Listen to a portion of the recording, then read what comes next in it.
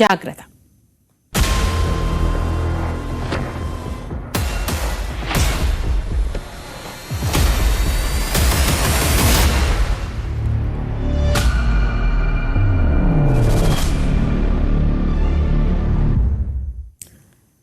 നമ്മുടെ പോലീസിന്റെ പ്രശ്നം എന്താണ് എന്ന് ഒരു ഐഡിയയും കിട്ടുന്നില്ല. ഇന്നലെ പത്തനംതിട്ടയിൽ കണ്ടത് റോഡരികിൽ നിൽക്കുകയായിരുന്ന ഒരു സംഘം ആളുകളെ ഒരു കാരണവുമില്ലാതെ പോലീസ് ഉദ്യോഗസ്ഥൻ ഒരു SI ചെന്ന് മർദ്ദിക്കുന്നതായിരുന്നു.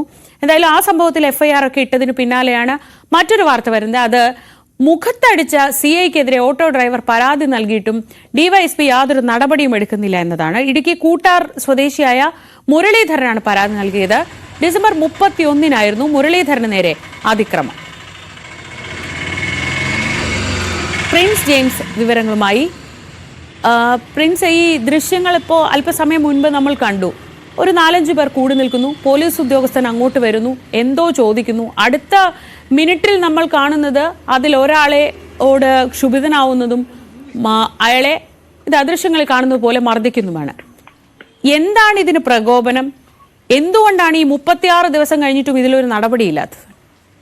തീർച്ചയായും കൃത്യമായ ഒരു പ്രകോപനം ഒന്നും ഇല്ലാതെയാണ് ഈ സംഭവം ഉണ്ടായിരിക്കുന്നത്. ന്യൂ ഇയർ ആഘോഷത്തിനായി യുവാക്കൾ നാട്ടുകാരും കൂട്ടാൻ നിൽക്കുകയായിരുന്നു. ഇവർ പടക്കം പൊട്ടിക്കുന്നുണ്ടായിരുന്നു. ഈ സമയത്താണ് കമ്പംമെട്ട് പോലീസ് ഈ മേഖലയിലേക്ക് എത്തുന്ന ഇവരോട് പടക്കം പൊട്ടിക്കരുതെന്ന് ആവശ്യപ്പെട്ടു. ഇതിനിടെ ഇവരോട് സംസാരിക്കുന്നതിനിടെ ആളുകളെ നേരെ ഇവർ എത്തുകയും തള്ളി മാറ്റി ഇറക്കുകയായിരുന്നു. ഇതിനിടെയാണ് മുരളീധരനെ മർദ്ദിക്കാൻ ചെയ്തത്. ഒപ്പം കൂട്ടം നിന്നിരുന്ന ആളുകളെയൊക്കെ തള്ളി മാറ്റുന്ന സാഹചര്യമുണ്ട്. മുരളീധരനെ മർദ്ദിക്കുകയും ചെയ്യുന്നു. ഈ പടക്കം പൊട്ടിക്കുന്നത് ചോദ്യം ചെയ്തുകൊണ്ടാണ് ഈ കമ്പംമെട്ട് പോലീസ് ഇവിടേക്ക് എത്തുകയും ഇത്തരത്തിൽ പ്രകോപനം നടത്തുകയും ആക്രമണം നടത്തുകയും ചെയ്തത്. ഈ സംഭവത്തെ തുടർന്ന് മർദ്ദനമേറ്റ ഉടനെ തന്നെ മുരളീധരൻ താഴേക്ക് വീഴുന്ന സാഹചര്യമുണ്ട്. അയാൾ നിലത്തേക്ക് വീഴുകയായിരുന്നു. തുടർന്ന് ഈ കൂടെ ഒപ്പം ഉണ്ടായിരുന്ന പോലീസുകാർ തന്നെയാണ് പിടിച്ചേൽപ്പിച്ചിരുത്തുകയോ ചെയ്തത്. എന്തായാലും ഈ സംഭവത്തിൽ മുരളീധരന്റെ പല്ല് ഒടിഞ്ഞ ഒരു സാഹചര്യം ഉണ്ടായി. തുടർന്ന് അയാൾ സ്വകാര്യ ആശുപത്രിയിലൊക്കെ ചികിത്സ തേടുന്ന സംഭവം ഉണ്ടായി. എന്തായാലും ഈ സംഭവത്തിൽ തുടർന്ന് ആശുപത്രി ആവശ്യങ്ങൾക്കായ ചിലവുകളൊക്കെ വഹിക്കാമെന്ന് പോലീസ് ഇവരോട് ഉറപ്പ് നൽകിയത്. ഇതേ തുടർന്നാണ് അയാൾ അന്നേ ദിവസം തന്നെ പരാതിയുമായി ഉള്ള നടപടികളിലേക്ക് പോകാൻ ഇരുന്നത്. എന്നാൽ പിന്നീട് ഇത്തരത്തിലൊരു നടപടിയും ഉണ്ടായില്ല. ചികിത്സാ ചെലവ് വഹിക്കുകയോ തുടർ നടപടികളിലേക്ക് സംസാരിക്കുകയോ ചെയ്യാനൊന്നും കമ്പംമെട്ട് പോലീസോ ഈ ആക്രമണം നടത്തിയ CI അടക്കമുള്ളവരോ തയ്യാറായില്ല. തുടർന്ന് ഉടൻ തന്നെ DYSP പരാതി നൽകി. ഈ വിഷയങ്ങളെല്ലാം കാണിച്ചുകൊണ്ടും ഇപ്പം CCTV ദൃശ്യങ്ങളൊക്കെ അടക്കം കാണിച്ചുകൊണ്ടും മുരളീധരൻ DYSPക്ക് പരാതി നൽകിയെങ്കിലും ഈ വിഷയത്തിലും ഇപ്പോഴും നടപടി ഉണ്ടായിട്ടില്ല. എന്തായാലും യാതൊരു പ്രകോപനവുമില്ലാതെയാണ് നാട്ടുകാർക്ക് നേരെ പോലീസ് ആക്രമണം നടത്തുന്നത്. മുരളീധരനെ അടിക്കുകയും ഒപ്പം ഉണ്ടായിരുന്ന മറ്റു നാട്ടുകാരെയും പിടിച്ചു തള്ളുന്ന സാഹചര്യം കൂടിയാണ് അന്നുണ്ടായത്. പ്രിൻസ് ആണ് വിവരങ്ങൾ നൽകിയത്. CI ഇപ്പോഴും ഈ വിഷയത്തിൽ DYSPയുടെ ഭാഗത്തു നിന്ന് ഒരു നടപടി ഉണ്ടായിട്ടില്ല. മുരളീധരന്റെ ആശുപത്രി ചെലവ് വഹിക്കാമെന്നൊക്കെ ഉറപ്പു നൽകി ഈ സംഭവത്തെ ഒത്തുതീർപ്പാക്കാനാണ് പോലീസ് ഉദ്യോഗസ്ഥർ ശ്രമിച്ചത്. ഈ ദൃശ്യങ്ങൾ പുറത്തു വരുമ്പോഴാണ് ഇതിന്റെ ഒരു ഗുരുതരാവസ്ഥ മനസ്സിലാവുന്നത്. അതായത് യാതൊരു പ്രകോപനവും ഇല്ലാതെ അവിടെ നിൽക്കുകയായിരുന്ന ഒരാളെ പോലീസ് ഉദ്യോഗസ്ഥൻ, അതും ഉത്തരവാദിത്തപ്പെട്ട ഒരു CI ലെവലിലുള്ള ഉത്തരവാദിത്തപ്പെട്ട ഒരു ഉദ്യോഗസ്ഥൻ ഒരു കാര്യവുമില്ലാതെ പോയി മുഖത്തടിക്കുക. ഇത്ര നാളായിട്ടും അതിൽ പരാതി നൽകിയിട്ടും യാതൊരു നടപടിയും ഇല്ലാതിരിക്കുക. നമ്മുടെ പോലീസിന് എന്താണ് സംഭവിക്കുന്നത് എന്നത് വളരെ ഗൗരവത്തോടെ തന്നെ പരിശോധിക്കേണ്ട ഒരു കാര്യമാണ്. ഇന്നലെ പത്തനംതിട്ടയിൽ നിന്നും സമാനമായ രീതിയിലുള്ളൊരു വാർത്തയായിരുന്നു. ഒരു സംഘം ആളുകൾ വിവാഹ ചടങ്ങ് കഴിഞ്ഞ് മടങ്ങി വരുമ്പോൾ നിൽക്കുന്നത് കണ്ട് പോലീസ് അങ്ങോട്ട് ചെല്ലുന്നു. ഒരു പ്രകോപനവുമില്ല. സ്ത്രീകൾ ഉൾപ്പെടെയുള്ള സംഘത്തെ അടിച്ച് ഒരു വഴിയാക്കുന്നു. പോലീസിന്റെ കയ്യൂക്ക് സാധാരണക്കാരിൽ തീർക്കുന്ന സാഹചര്യമുണ്ടെങ്കിൽ അതിലിടപെടേണ്ടി വരിക സർക്കാരാണ്. കൃത്യമായി എന്താണ് പോലീസ് ഉദ്യോഗസ്ഥരുടെ പ്രശ്നമെന്ന് മനസ്സിലാക്കിക്കൊണ്ട് അവർക്ക് വേണ്ട പ്രതിവിധി പറയേണ്ടതും സർക്കാരാണ്. പക്ഷേ സർക്കാരിൻ്റെ ഭാഗത്തുനിന്നും അങ്ങനെ നടപടിയൊന്നുമില്ല. ഇപ്പോൾ ഈ ദൃശ്യങ്ങളിൽ കാണുന്ന ഒരു CI ഒരു കാര്യവുമില്ലാതെ പുതുവത്സര തലേന്ന് ഡിസംബർ 31-ന് കൂട്ടം കൂടി നിൽക്കുന്ന ഈ 4-5 ആളുകൾക്കരികിലേക്ക് ചെല്ലുന്നു. അതിലൊരാൾക്ക് നേരെ കയർക്കുന്നു. അടുത്ത സെക്കൻഡിൽ അയാളെ തല്ലി ഓടിക്കാൻ ശ്രമിക്കുന്നു, മുഖത്ത് ആഞ്ഞടിക്കുന്നു.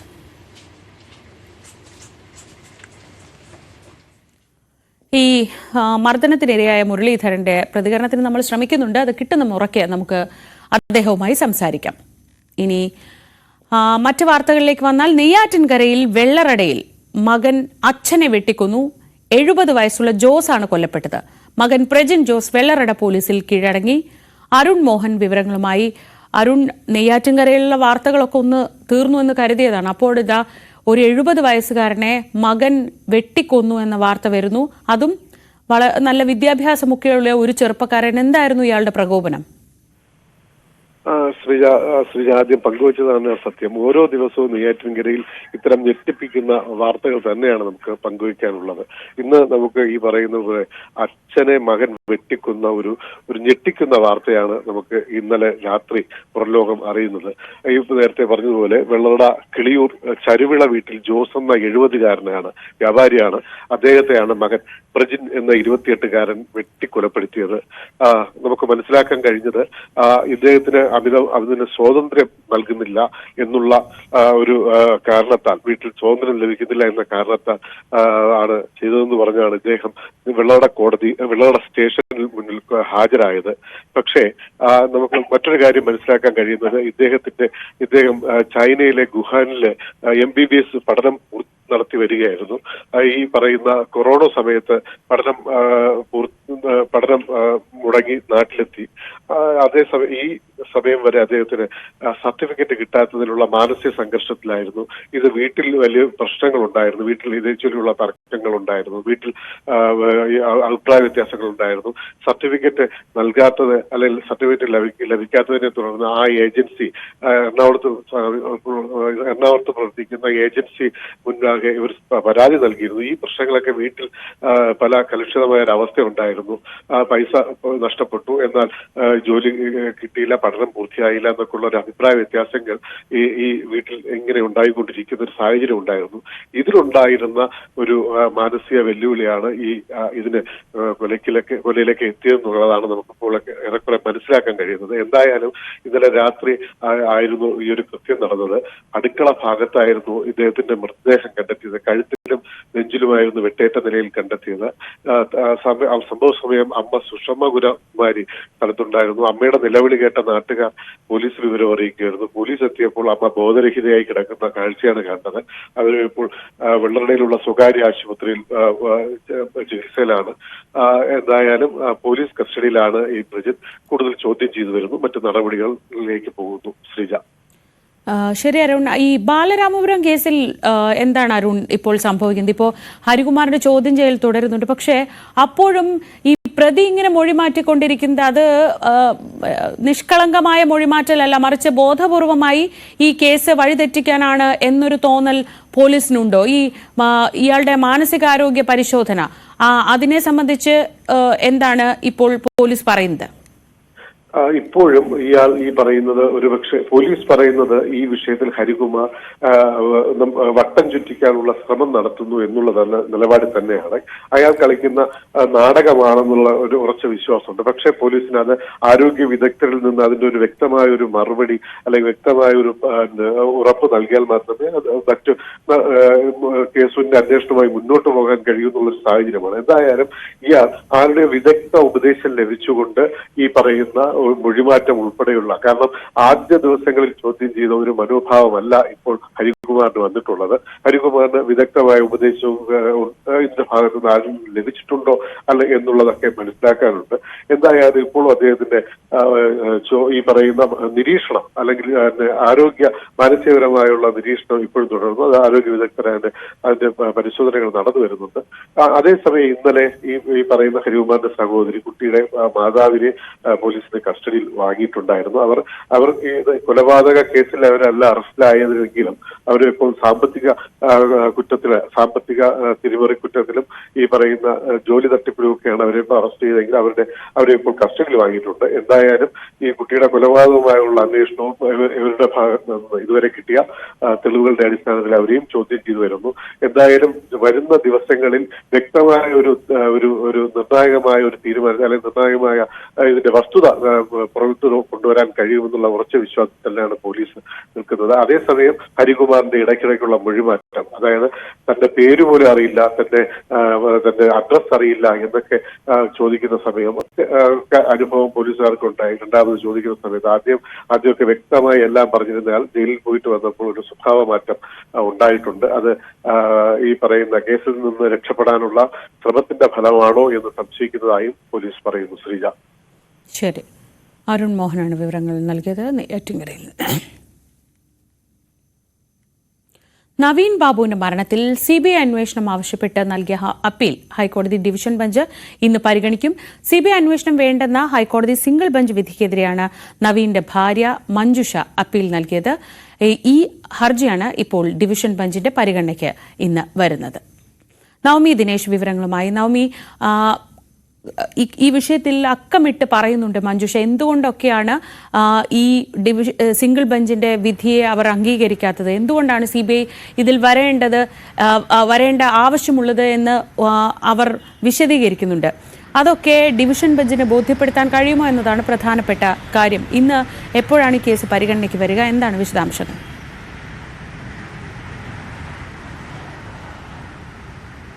ശ്രീജ, രാവിലെയോടുകൂടി തന്നെ ഈ ഹർജി പരിഗണിക്കുമെന്നാണ് നമുക്ക് അറിയാൻ സാധിക്കുന്നത്. ഇതിൽ നവീൻ ബാബുവിൻ്റെ ഭാര്യ മഞ്ജുഷ പറയുന്നത് പ്രകാരം ഈ ഒരു അന്വേഷണത്തിൽ, അതായത് സംസ്ഥാന സർക്കാരിൻ്റെ പോലീസിൻ്റെ അന്വേഷണത്തിൽ അതിൽ തനിക്ക് വിശ്വാസമില്ല. ഇതിൻ്റെ പ്രതിസ്ഥാനത്തുള്ളത് ഭരണ കക്ഷിയുടെ തന്നെ പ്രധാനപ്പെട്ടൊരു നേതാവും ഒപ്പം മുൻ പഞ്ചായത്ത് പ്രസിഡന്റുമായിട്ടുള്ളൊരു വ്യക്തിയാണ്. അതിൻ്റെ ഒരു അന്വേഷണം നടക്കുമ്പോൾ അത് സുതാര്യമാണെന്ന് വിശ്വസിക്കുന്നില്ല. ഒപ്പം ഏതെങ്കിലും തരത്തിൽ സാക്ഷികളെ സ്വാധീനിക്കാൻ അല്ലെങ്കിൽ ഈ ഒരു അന്വേഷണത്തെ അത് കൃത്യമായിട്ടുള്ള രീതിയിൽ മുന്നോട്ട് കൊണ്ടുപോകുമെന്ന് വിശ്വസിക്കുന്നില്ല എന്ന് കൂടി മഞ്ജുഷ ഈ ഒരു ഹർജിയിൽ പറയുന്നുണ്ട്. ഒപ്പം സിംഗിൾ ബെഞ്ചിൻ്റെ നിരീക്ഷണങ്ങൾ അത് കൃത്യമായിട്ടുള്ള വസ്തുതകൾ പരിശോധിക്കാതെയുള്ളൊരു ഉത്തരവാണ് വന്നിരിക്കുന്നത്. ഇതിൽ ഏറ്റവും രണ്ട് പ്രധാനപ്പെട്ട കാര്യങ്ങളാണ് പറയുന്നത്. ഒന്നിൻ നവീൻ ബാബുവിൻ്റെ അടിവസ്ത്രത്തിൽ കണ്ട രക്തക്കറ അത് പോസ്റ്റ്മോർട്ടത്തിൽ പോലും കൃത്യമായിട്ടുള്ള എന്തുകൊണ്ടാണ് അങ്ങനെ സംഭവിച്ചതെന്ന വിവരമില്ല. മറ്റൊന്ന്, ഇങ്ങനെ ആത്മഹത്യ ചെയ്യുകയാണെങ്കിൽ ഉമിനീര് വായിൽ നിന്ന് വരുമായിരുന്നു, പക്ഷെ അതും കണ്ടില്ല.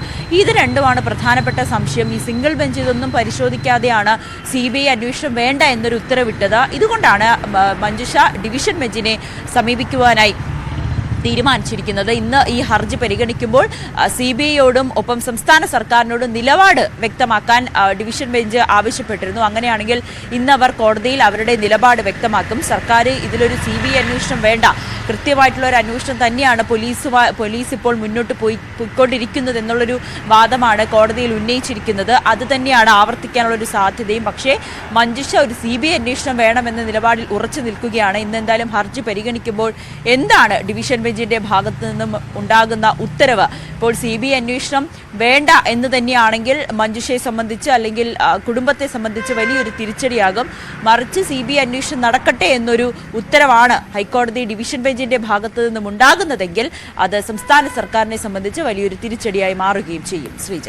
നവമിയാണ് വിവരങ്ങൾ നൽകിയത് കൊച്ചിയിൽ. കൊല്ലം കടക്കലിൽ വീട്ടുമുറ്റത്ത് കരിയില കൂട്ടിയിട്ട് കത്തിക്കുന്നതിനിടെ പൊള്ളലേറ്റ് വയോധിക മരിച്ചു. ആൽത്തറമൂട് തളിയിൽ ക്ഷേത്രത്തിന് സമീപം കുഴിഞ്ഞഴികത്ത് വീട്ടിൽ ജാനകി അമ്മയാണ് മരിച്ചത്. ഇന്നലെ വൈകിട്ടായിരുന്നു സംഭവം. വീടിന് പിന്നിലുള്ള കുഴിയിൽ കരിയിലിട്ട് കത്തിക്കുന്നതിനിടെ കാൽ വഴുതി വീഴുകയായിരുന്നു. വിനീഷ് വിവരങ്ങളുമായി. വിനീഷ്, വളരെ ദാരുണമായ ഒരു മരണത്തിന്റെ വിവരങ്ങളാണല്ലോ വരുന്നത്. എന്താണ് വിശദാംശങ്ങൾ? ഇത് വളരെ ദുഃഖകരമായ ഒരു വാർത്തയാണ് നമുക്കിപ്പോൾ പങ്കുവെക്കാനുള്ളത്. കഴിഞ്ഞ ദിവസമായിരുന്നു ഇത്തരത്തിലുള്ള ഒരു സംഭവം ഉണ്ടായത്. ഇത് കൊല്ലം കടക്കലിലാണ് വയോധികയ്ക്ക് അകാരണമായ ഒരു അന്ത്യം സംഭവിച്ചു എന്നുള്ളൊരു വളരെ ദുഃഖകരമായ വാർത്തയാണ് നമുക്ക് ഇപ്പോൾ പങ്കുവെക്കാനുള്ളത്. ഇത് ജാനകിയമ്മ എന്നാണ് ഈ വൃദ്ധമാതാവിന്റെ പേര്. 80 വയസ്സാണ് ഇവർ വീടിന് സമീപത്ത് കുറച്ച് കരിയിലുകളെല്ലാം തന്നെ കൂട്ടിയിട്ട് കത്തിക്കുന്നതിനിടയിലാണ് ഇത്തരത്തിലൊരു സംഭവം ഉണ്ടായത്. കാൽ വഴുതി ഇവർ അതിലേക്ക് വീഴുകയായിരുന്നു എന്നാണ് നമുക്ക് അറിയാൻ കഴിയുന്നത്. ഏറെ നേരം കഴിഞ്ഞാണ് നാട്ടുകാർ ഇത് സംഭവം അറിയുന്നത്. അങ്ങനെ കടക്കൽ താലൂക്ക് ആശുപത്രിയിലേക്ക് എത്തിച്ചെങ്കിലും ഈ വൃദ്ധമാതാവിന്റെ ജീവൻ രക്ഷിക്കാനായില്ല എന്നുള്ളൊരു വളരെ ദുഃഖകരമായ ഒരു വാർത്തയാണ് ശ്രീജ പുറത്തു വരുന്നത്. മൃതശരീരം കടക്കൽ താലൂക്ക് ആശുപത്രി മോർച്ചറിയിലാണ് സൂക്ഷിച്ചിരിക്കുന്നത്. ശരി. മറ്റു വാർത്തകളിലേക്ക്. കർണാടകയിൽ മലയാളി നഴ്സിംഗ് വിദ്യാർത്ഥിനി ആത്മഹത്യ ചെയ്ത സംഭവത്തിൽ കോളേജ് മാനേജ്മെന്റിനും പ്രിൻസിപ്പലിനുമെതിരെ കുട്ടിയുടെ കുടുംബവും ബന്ധുക്കളും രംഗത്തെത്തി. പ്രിൻസിപ്പലിന്റെയും കോളേജ് മാനേജ്മെന്റിന്റെയും നിരന്തര മാനസിക പീഡനം മൂലമാണ് കണ്ണൂർ മുഴപ്പിലങ്ങാട് സ്വദേശിനി അനാമിക ആത്മഹത്യ ചെയ്തതെന്ന് സഹപാഠികളും ബന്ധുക്കളും ആരോപിച്ചു. ചൊവ്വാഴ്ച രാത്രിയാണ് ഹോസ്റ്റൽ മുറിയിൽ അനാമികയെ മരിച്ച നിലയിൽ കണ്ടെത്തിയത്. കനക്പുരയിലെ ദയാനന്ദ് സാഗർ നഴ്സിംഗ് കോളേജിലെ 1ാം വർഷ വിദ്യാർത്ഥിനിയായിരുന്നു. അധ്യാപകരുടെയും മാനേജ്മെന്റിന്റെയും ഭാഗത്തുനിന്ന് കടുത്ത സമ്മർദ്ദം അനാമിക നേരിട്ടെന്നാണ് കുടുംബവും സഹപാഠികളും ആരോപിക്കുന്നത്. കോട്ടയം പാലായിൽ കുടുംബ വഴക്കിനെ തുടർന്ന് ഭാര്യ മാതാവിനെ പെട്രോൾ ഒഴിച്ച് തീ കൊളുത്തി കൊലപ്പെടുത്തിയ സംഭവം ഞെട്ടിപ്പിക്കുന്നതാണ്. ഭാര്യമാതാവിന്റെ ശരീരത്തിൽ പെട്രോൾ ഒഴിച്ച് തീ കൊളുത്തുന്നതിനിടെ സ്വന്തം ശരീരത്തിലേക്ക് തീ പടർന്ന മരുമകനും മരിച്ചു.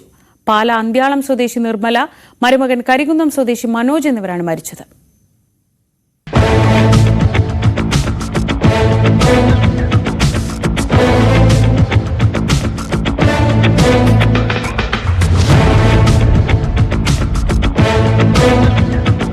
ചൊവ്വാഴ്ച രാത്രി 7:30-ക്കാണ് നാടിനെ നടുക്കിയ സംഭവം. അന്ത്യാളം പരവൻപറമ്പിൽ സോമന്റെ ഭാര്യ നിർമ്മലയാണ് മരുമകൻ കരിങ്കുന്നം സ്വദേശി മനോജ് പെട്രോൾ ഒഴിച്ച് തീ കൊളുത്തിയത്. കരിങ്കുന്നത്തെ വീട്ടിൽ നിന്ന് 6 വയസ്സുകാരൻ മകനുമായി അന്ത്യാളത്തെ ഭാര്യ വീട്ടിലെത്തിയാണ് മനോജ് അതിക്രമം നടത്തിയത്. നിർമ്മലയുടെ ദേഹത്തും സ്വന്തം ദേഹത്തും പെട്രോൾ ഒഴിച്ച ശേഷം തീ കൊളുത്തുകയായിരുന്നെന്നാണ് വിവരം. ബഹളം കേട്ടെത്തിയ നാട്ടുകാർ പാലാ പോലീസിനെയും ഫയർഫോഴ്സിനെയും വിവരമറിയിച്ചു. ആദ്യം പാലാ ആശുപത്രിയിലും പിന്നീട് മെഡിക്കൽ കോളേജിലും എത്തിച്ചെങ്കിലും ഇരുവരുടെയും ജീവൻ രക്ഷിക്കാനായില്ല.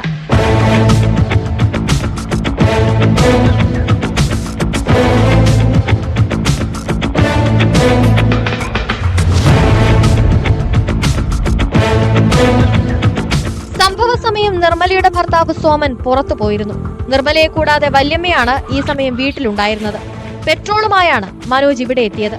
മനോജിനെതിരെ ഭാര്യ വീട്ടുകാർ മുൻപ് പോലീസിൽ പരാതി നൽകിയിരുന്നു. കുടുംബവഴക്ക് സംബന്ധിച്ചായിരുന്നു പരാതി. മനോജിന്റെ ഭാര്യ ജോലിക്ക് പോകുന്നത് സംബന്ധിച്ച് തർക്കവും വഴക്കുമുണ്ടായിരുന്നതായി ബന്ധുക്കൾ പറയുന്നു.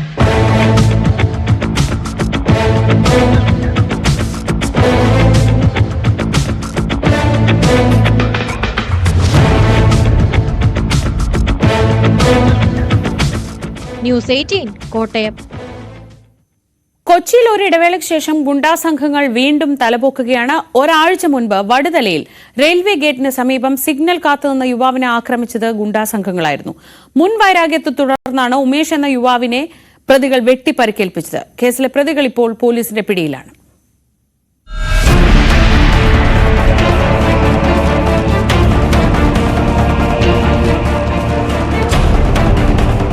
കഴിഞ്ഞ മാസം 27-നാണ് കേസിനാസ്പദമായ സംഭവം. ഉനേഷുമായി പ്രതികൾക്കുണ്ടായിരുന്ന മുൻവൈരാഗ്യമാണ് ആക്രമണത്തിന് കാരണം. വടുതല റെയിൽവേ ഗേറ്റിന് സമീപത്ത് സിഗ്നൽ കാത്തുനിന്ന യുവാവിനെ സംഘം ചേർന്ന് വെട്ടിപ്പരിക്കേൽപ്പിക്കുകയായിരുന്നു. പ്രതികളുടെ പേരിൽ മറ്റു പോലീസ് സ്റ്റേഷനുകളിലും കേസുകളുണ്ട്. പനമ്പള്ളി നഗർ ബ്യൂട്ടി പാർലർ വെടിവെപ്പ് കേസിലെ പ്രതിയാണ് പിടിയിലായ Althaf.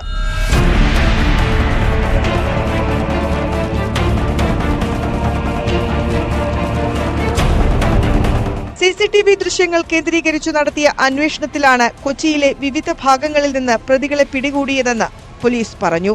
Ernakulam north police inspector Sajeesh കുമാറിന്റെ നേതൃത്വത്തിൽ SI-മാരായ അഭിജിത്ത്, മുഹമ്മദ് യാസിൻ, ഷാജിമോൻ, CPO-മാരായ അജിലേഷ്, ബിബിൻ, CC സജീവ് എന്നിവർ ചേർന്നാണ് പ്രതികളെ പിടികൂടിയത്.